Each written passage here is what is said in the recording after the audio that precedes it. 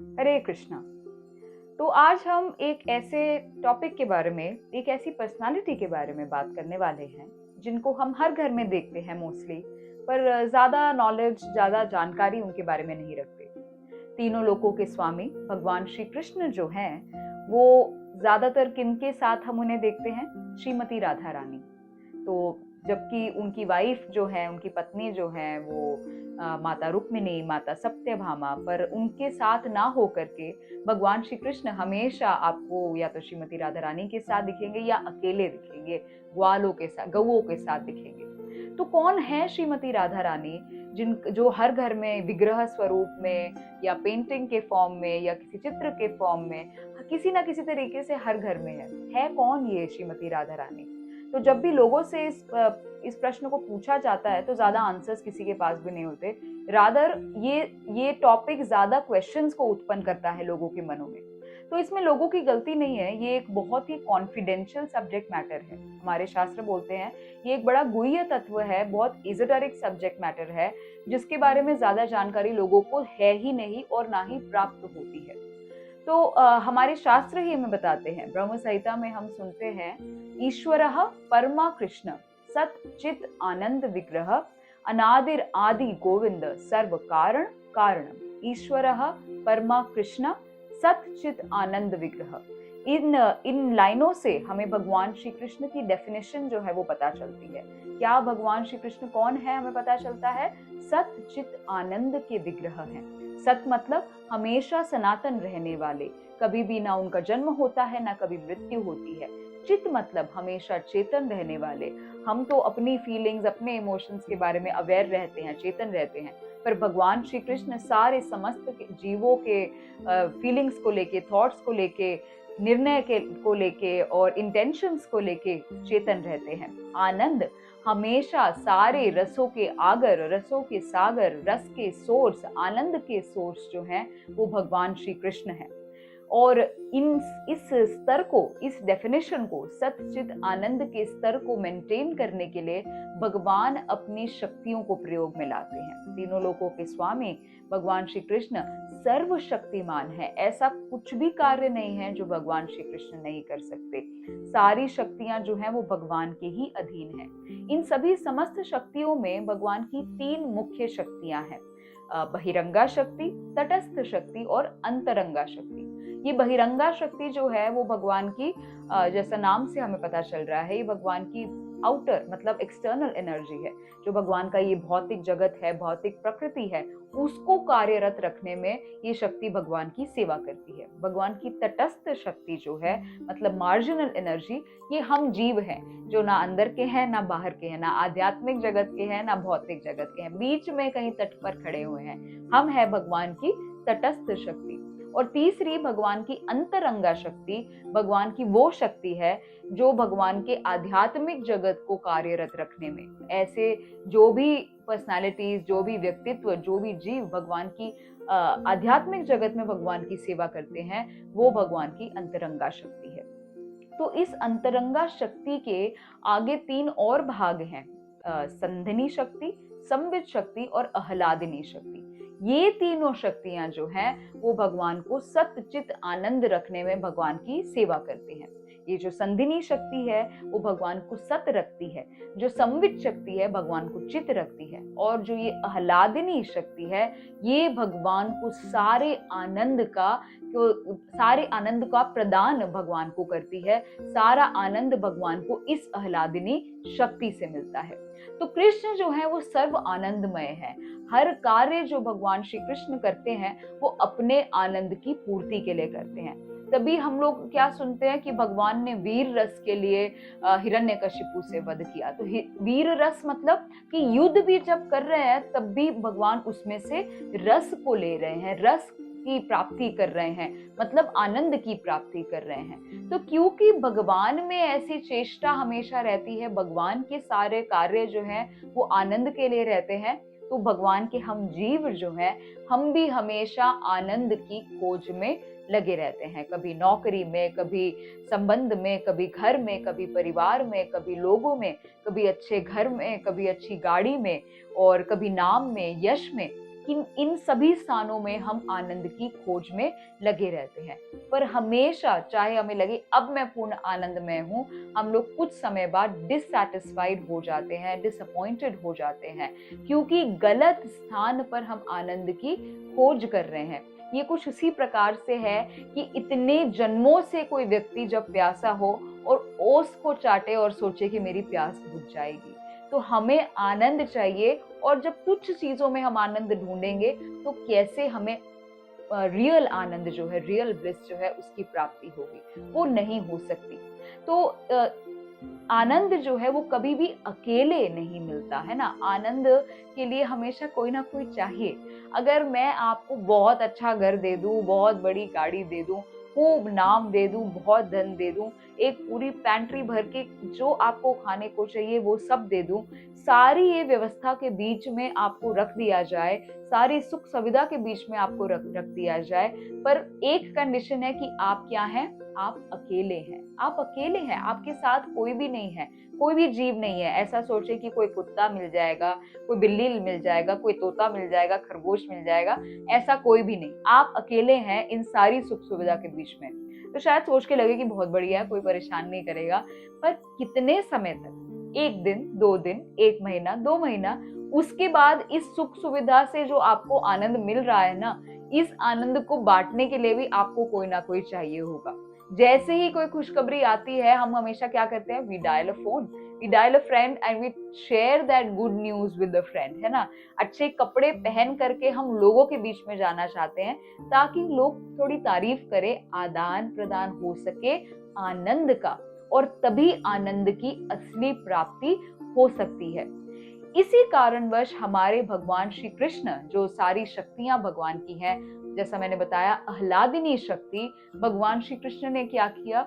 इस आह्लादिनी शक्ति को एक रूप दे दिया, एक विग्रह दे दिया, एक फॉर्म दे दिया, और वो आह्लादिनी शक्ति, ताकि इस आनंद का आदान प्रदान हो सके, भगवान को पूर्ण आनंद देने लग गई। और ये फॉर्म कौन है? ये फॉर्म है श्रीमती राधा रानी।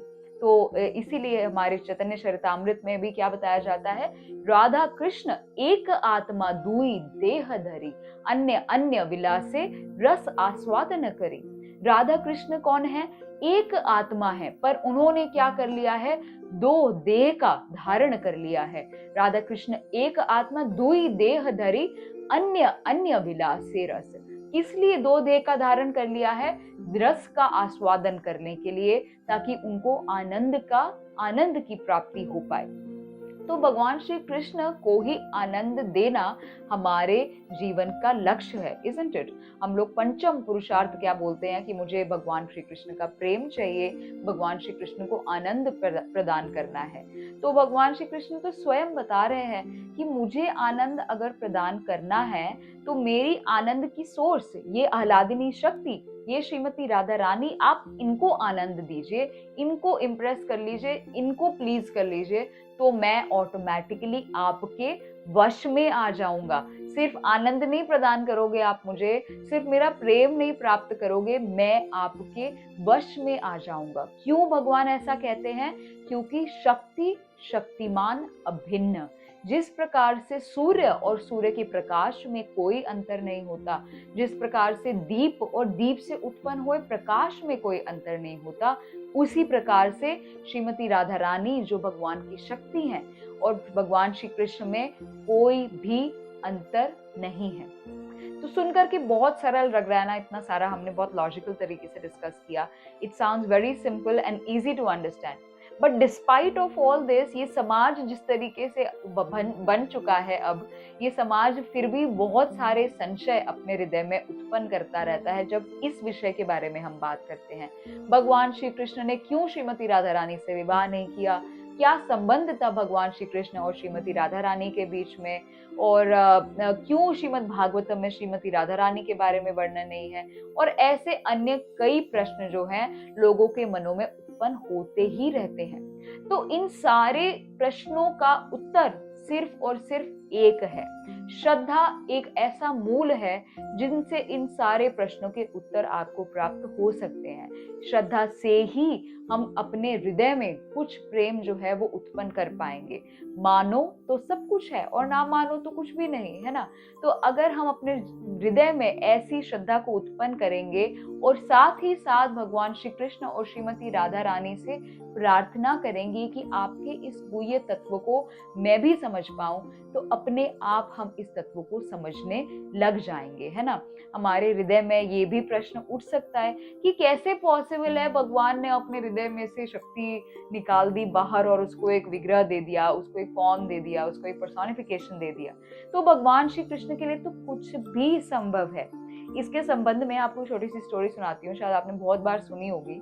तो एक बार नारद मुनि भगवान के दो अन्य भक्तों के पास जाते हैं, अलग अलग दो भक्तों के पास जाते हैं, और जैसे नारद मुनि उनके पास आते हैं, दोनों ही नारद मुनि से एक सेम प्रश्न पूछते हैं कि मेरे भगवान क्या कर रहे थे, आप मुझे बताइए कि मेरे भगवान क्या कर रहे थे। और नारद मुनि जो है वो दोनों को सेम उत्तर देते हैं। क्या उत्तर देते हैं कि भगवान जो है वो सुई की छेद में से क्या निकाल रहे थे, एक हाथी को निकाल रहे थे।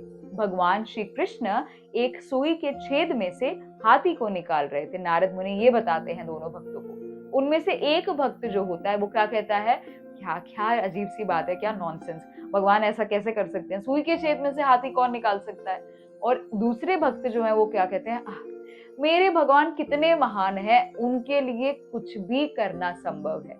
और इन उत्तर के साथ जब भगवान के पास वापस जाते हैं नारद मुनि, तो भगवान भी यही बोलते हैं कि ये मेरा परम भक्त है, ये मेरा परम भक्त है जो मेरी असली शक्ति को समझ सकता है कि मेरे लिए कुछ भी करना संभव है, मैं जो चाहूं मेरे लिए वो करना संभव है।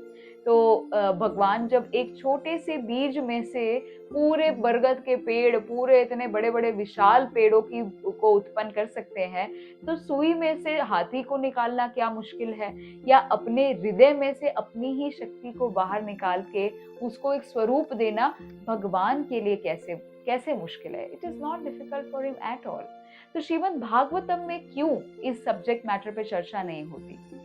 तो जब सुखदेव गोस्वामी महाराज परीक्षित को ये श्रीमद् भागवतम की कथा कर रहे थे, तो उनके पास टाइम बाउंडेशन थी, है ना। उनके पास सिर्फ 7 दिन थे जिसके अंदर महाराज परीक्षित को पूरी भागवतम के सारे तत्वों के बारे में जानकारी देनी थी, ज्ञान देना था, ताकि वे इन 7 दिनों के अंदर अंदर इस स्तर पर आ जाए कि वो वापस अपने भगवत धाम जा सके।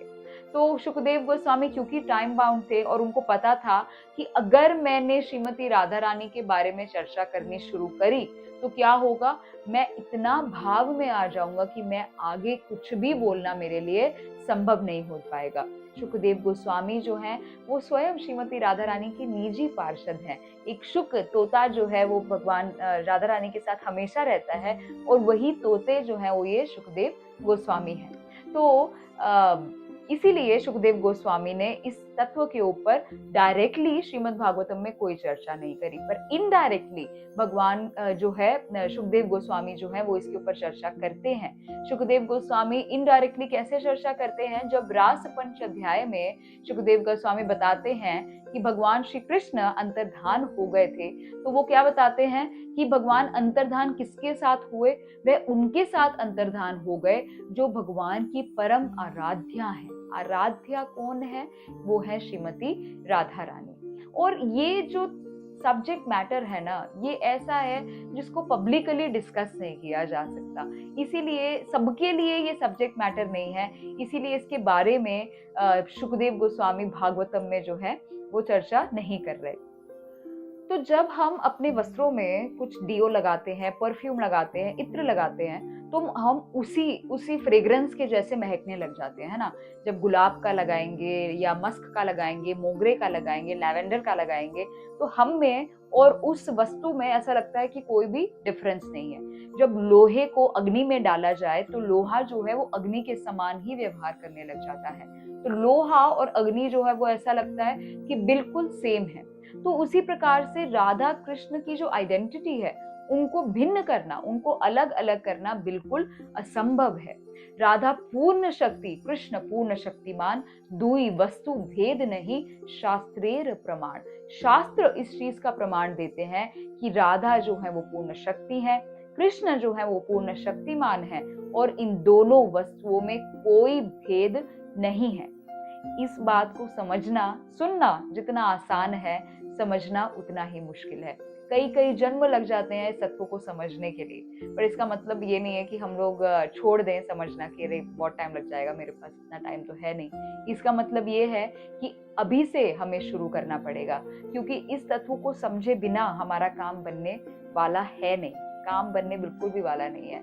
राधा रानी तो इतना तक बोलती है कि श्री कृष्ण कौन है, मम एव पौरुषम रूपम गोपिका मन मोहनम। श्री कृष्ण, मैं श्री कृष्ण की शक्ति हूँ वो तो एक अलग बात है, मेरी आइडेंटिटी श्री कृष्ण से हमेशा रखी जाती है, बट एक्चुअली श्री कृष्ण की आइडेंटिटी भी श्रीमती राधा रानी से है। और इसके लिए श्रीमती राधा रानी क्या बोल रही है, मम एव पौरुषम रूपम, मेरा पुरुष रूप जो है वो भगवान श्री कृष्ण है। गोपिका मन मोहनम, गोपिकाओं के मन को मोहन करने वाले वो है श्री कृष्ण, और मेरे ही पुरुष फॉर्म है, ये है श्री कृष्ण।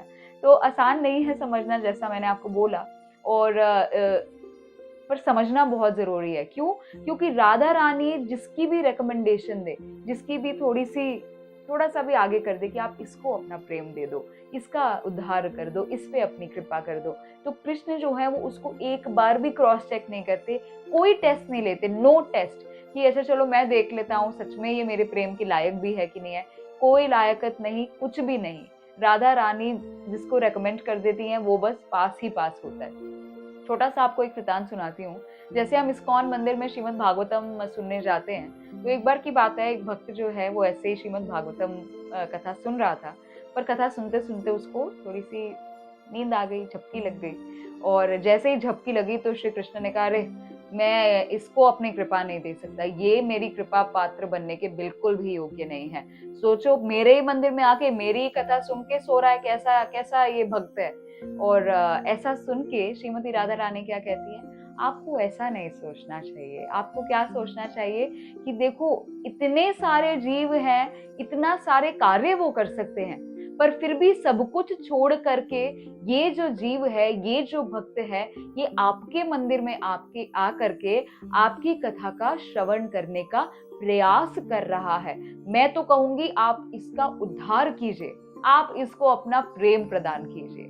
तो ऐसा जब श्री कृष्ण सुनते हैं तो क्या हो जाता है, हमारा काम बन जाता है। हमारा हाल तो ऐसा ही है, कथा सुनते सुनते नींद आ जाना, कुछ भी याद ना रख पाना, भक्तों से मिलने पर कोई हृदय में आनंद की प्राप्ति ना होना, कोई रुचि नाम लेने में ना होना।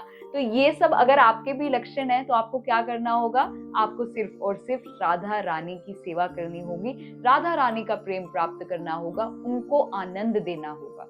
और उनको आनंद देने का सबसे सरल तरीका जो हम रोज करते हैं, इस हरे कृष्ण महामंत्र का जप। ये हरे कृष्ण कृष्ण कृष्ण हरे हरे, हरे राम राम राम हरे हरे।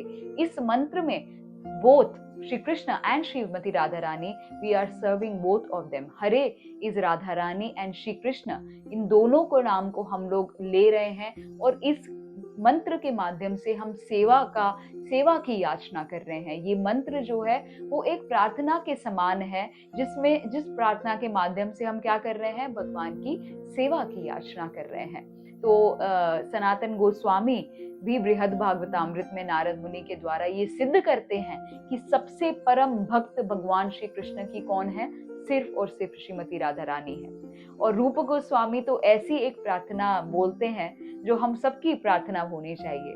तो क्या प्रार्थना बोलते हैं श्री रूप गोस्वामी, गांधर्वी के निज गणे गणनम निदेही। जब वो श्रीमती राधा रानी को क्या बोल रहे हैं, हे गांधर्वी के, जब आप निज गण, अपने निज गण में की गणना करें, निज गण की जब काउंटिंग करें, तो उसमें क्या करें, मुझको भी काउंट कर लें, आप उसमें मुझे भी काउंट कर लें।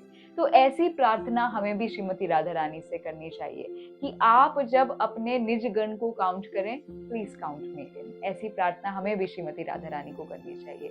रूप गोस्वामी ये भी बताते हैं कि भगवान श्री कृष्ण क्या बोल रहे हैं। भगवान श्री कृष्ण बोल रहे हैं सत्यम एव पुनः पुनः बिन राधे प्रसादेन मत प्रसादो लभ्यते। भगवान क्या बोल रहे हैं, ये सत्य है, सत्यम सत्यम पुनः सत्यम, सत्यम एव पुनः पुनः, यही सत्य है, यही सत्य है, यही सत्य है। क्या सत्य है, बिना राधा प्रसादेन मत प्रसादो न लभ्यते, बिना राधा रानी के प्रसाद के मेरा प्रसाद प्राप्त करना जो है वो क्या है, असंभव है।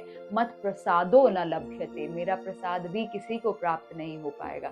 प्रसाद वो खाने वाला प्रसाद नहीं, प्रसाद मतलब भगवान श्री कृष्ण की कृपा, भगवान श्री कृष्ण का प्रेम। और ऐसे ही श्री जीव गोस्वामी भी बोलते हैं। जीव गोस्वामी क्या बोलते हैं, कृष्ण प्रेममयी राधा, राधा प्रेममयो हरि, जीवने धने नित्यम राधा कृष्ण गतिर ममा। क्या बोल रहे हैं, राधा कृष्ण प्रेममयी राधा। कृष्ण कौन है, जो राधा रानी के प्रेम में एकदम एकदम मग्न है, वो श्री कृष्ण है। और श्रीमती राधा रानी कौन है, श्रीमती राधा रानी वह है जो श्री कृष्ण के प्रेम में एकदम मग्न है। और ये दोनों कौन है, ये मेरे जीवन और नित्य मतलब मेरे मरण का यही आसरा है। जीते जी भी मेरा यही आसरा है और मरते हुए भी मेरा यही आसरा है। यही मेरी प्रार्थना है कि ये मेरी गति करा सकते हैं। तो ऐसा जीव गोस्वामी भी बोल रहे हैं। तो आप सोचिए, हमारे सभी मुख्य आचार्य गण, गोस्वामी गण श्रीमती राधा रानी की क्या पोजीशन बता रहे हैं, क्या क्या महिमा बता रहे हैं। तो अगर हम कृपा चाहते हैं तो कृपा देने वाली तो सिर्फ और सिर्फ राधा रानी है। बोलते हैं ना, बरसाने वाली श्री राधे। तो जब बरसाना में श्री राधा अष्टमी के दिन सिर्फ और सिर्फ श्री राधा रानी के विग्रह को बाहर लाया जाता है उनका अभिषेक करने के लिए। तो अगर वहां पे खड़े ब्रजवासियों से, बरसाना वासियों से आप पूछोगे कि श्री कृष्ण कहाँ है, तो वो आपको गुस्सा करेंगे, वो आपको बोलेंगे कौन श्री कृष्ण, हमें सिर्फ राधा रानी पता है। तो आप सोचो, समस्त ब्रज जो है वो राधे राधे राधे करके सिर्फ राधा रानी के आश्रित है, और उनको पता है कि उनका काम बन जाएगा, उनका काम बन जाएगा। मुझे याद है कि एक बार मैं बरसाना की परिक्रमा कर रही थी और करते करते थक गई। तो वहाँ एक घर के बाहर एक थल्ला सा था, एक स्थान था, वहां मैं बैठ गई थक के। और वहां उस घर की माता जी जो है वो बैठी हुई थी, वृद्ध एक माता थी। और मैंने बात करते हुए उनको बोला कि आप तो बहुत यू वेरी लकी कि आपको बरसाना में वास मिला है, आपको ब्रज में वास मिला हुआ है। तो उनके मुख से बस एक ही बात निकली, सब कुछ लाडली का है, सब कुछ लाडली का है। एंड हम भी बोलते हैं ये चीजें कि सब भगवान का है, सब भगवान करवा रहे हैं, पर हमारे मुंह से सुनने में ही बड़ा अनरियल सा लगता है, बड़ा फेक सा लगता है। पर आप ब्रज में जाएंगे और ब्रजवासियों के मुख से जब ऐसी बातें सुनेंगे तो उनके हर शब्द में राधा रानी का प्रेम जो है आपको सुनाई पड़ेगा, राधा रानी का प्रेम जो है उनकी आंखों में दिखाई पड़ेगा। तो हम भी ऐसा प्रेम करने का प्रयास करें। राधा अष्टमी का दिन बस आ चुका है और हमारी श्रीमती राधा रानी का प्राकट्य बस आने ही वाला है। मैं प्रयास करूंगी कि अगली वीडियो में हम प्राकट्य की जो लीला है वो भी डिस्कस करें कि कैसे राधा रानी का प्राकट्य जो है वो आध्यात्मिक जगत में हुआ और फिर भौतिक जगत में भी हुआ। और हम इस राधा अष्टमी के दिन पर अपने आचार्य गणों की इन्हीं प्रार्थना को वापस से रिपीट करें, वापस से दोहराएं कि हमें भी गांधर्वी के निज गणे गणनम निदेही। मुझे अपने गण में जब आप काउंटिंग करो तो प्लीज काउंट मी इन। आपको भी श्री राधा अष्टमी के महोत्सव की बहुत बहुत शुभकामनाएं। और हम सभी एक दूसरे के लिए प्रार्थना करें कि हम भी श्री राधा रानी का प्रेम जो है वो थोड़ा सा अगर हमारे अंदर डेवलप हो जाए तो हमारा काम बन जाएगा, है ना। हैप्पी राधा अष्टमी। हरे कृष्णा।